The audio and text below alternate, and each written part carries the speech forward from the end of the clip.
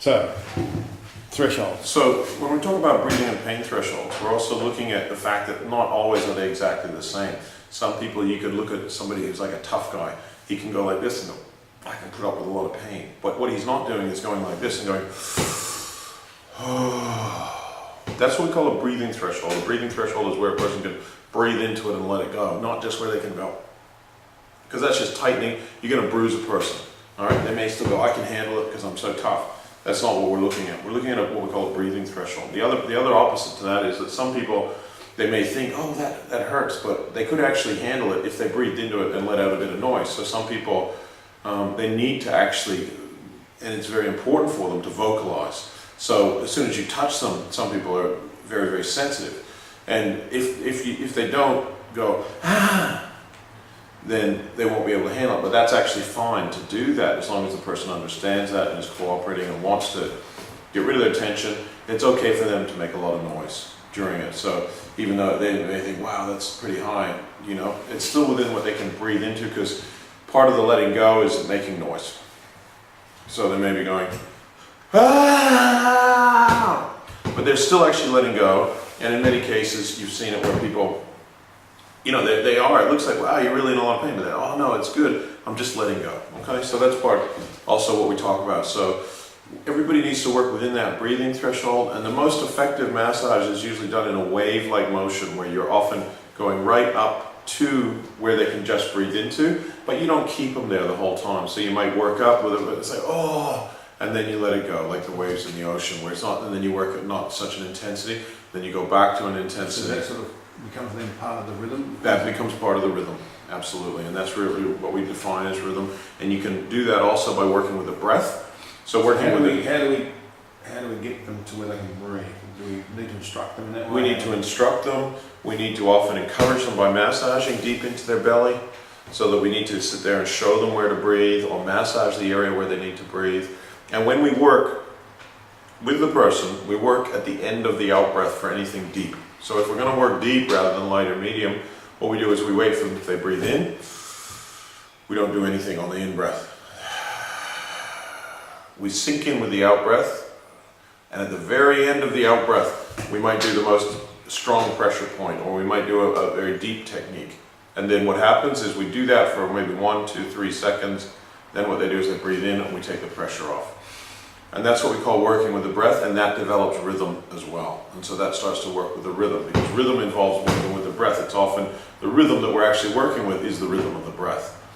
And so by doing that deeper stuff, and also by when people are just breathing shallow up here, they're breathing into here, we need to get them to breathe into here. And so we will do some work down here, and we may encourage them to breathe into there, but often we need to actually push into there and go, breathe into my hands.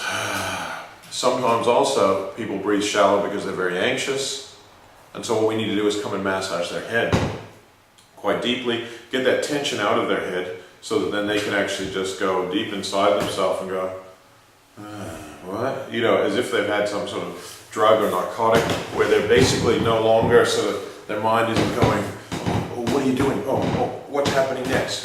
When somebody's like that, they're almost tightening up against you to work. And they'll be all jumpy, and there's no flow. So what you need to do is to massage their head, all through here, up through here, until they go,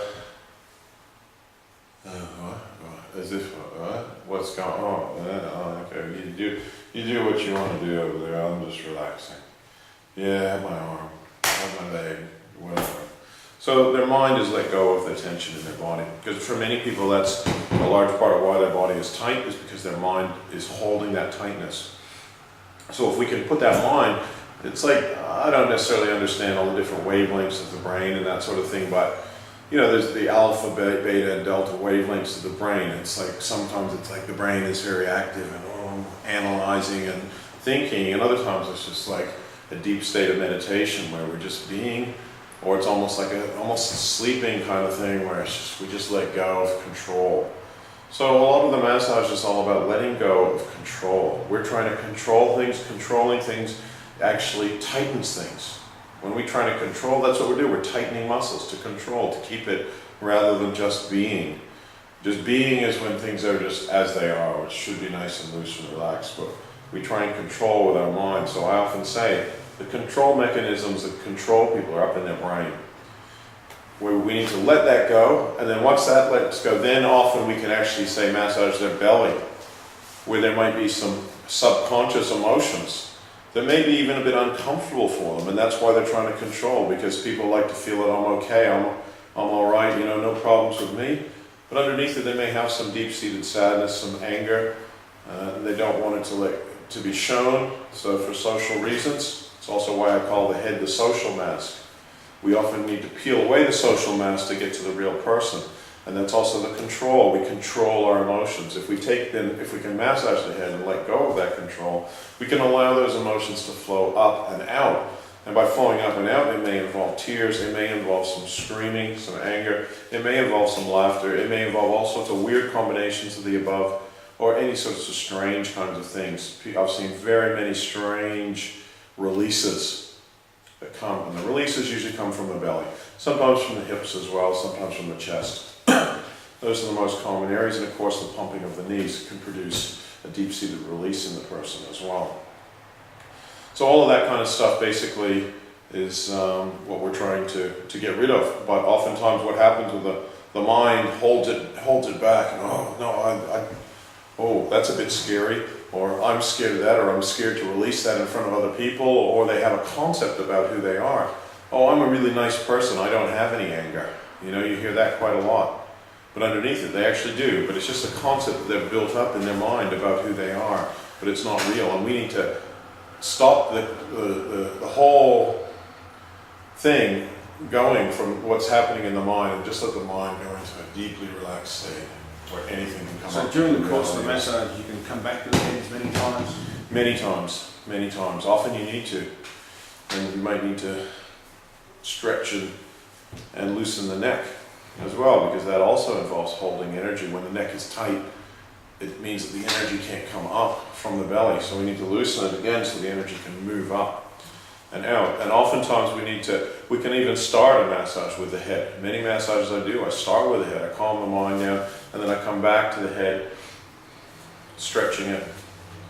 Sometimes as you stretch it, you know, different vertebrae might just fall into place naturally. And what you find is as you release the rest of the body, that can occur several times. You're just doing a gentle stretch, it's just this vertebrae is just naturally clicked in. Not that you're trying necessarily to do that. Depending upon where you live, whether it's legal to do that or not, of course. Some places it's legal for massage therapists to do neck manipulations, and some places it's not. So, is there a rule of thumb that, okay, like Rob this morning was jumping and all that sort of stuff, so you're going to his head and that sort of going in that space? Yeah. Is there a rule of thumb that would say, generally, in a general, like say 80% of the time, you go from his head to his hands, or is it you just have to tailor it to suit that person? Generally, you're tailoring it to suit that person. With some people, you're doing their head, and then you might feel some tension more on the side of their head, and you might then feel that the side of their neck is tight, in which case then it's going to come from their hands. Okay, so you may then come back and release their hands.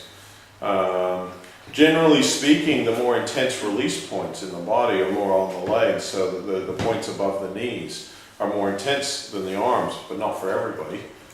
So sometimes with jumpy people, like in that particular instance we're talking about, you don't even necessarily do the more intense areas first. You need to get the person into a more relaxed space to gradually build them up.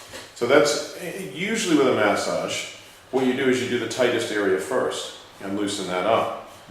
But see, with really jumpy and nervous kind of people, sometimes they can't handle that. It's just too much for them. So you can't do it anytime you do any level of effective pressure, it's like, I can't deal with that. So in which case then actually you do an area that's not so tight. Just to build them up to it, just to get them in the phase of getting back out of their mind and into their body and being able to relax, and then you can come in and do some deeper areas. So that's why when you had him face down, rather than doing a treatment on his feet, you just brought his awareness to his feet. So when you flipped him over and you got into the deeper work, you were then able to work a bit harder on it. Yeah, that's right. And then you could see as soon as I touched the points above his knees, I was doing 1 or 2 out of 100 pressure, and it was too much for him. So what I needed to do is relax his head, get his mind, come out of it, and then I'd do his arms first, and then come back to his legs.